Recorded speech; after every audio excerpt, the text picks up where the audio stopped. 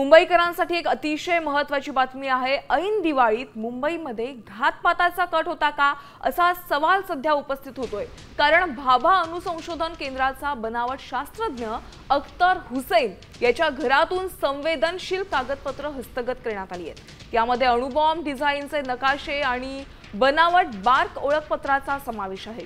या घटनेमुळे देशाच्या राष्ट्रीय सुरक्षेला मोठा धक्का निर्माण झालाय।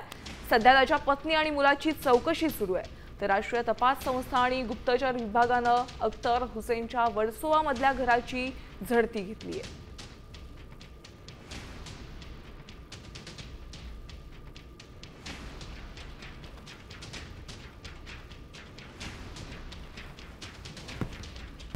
आता isakal.com आहे देशातील नंबर 1 ची मराठी न्यूज वेबसाईट।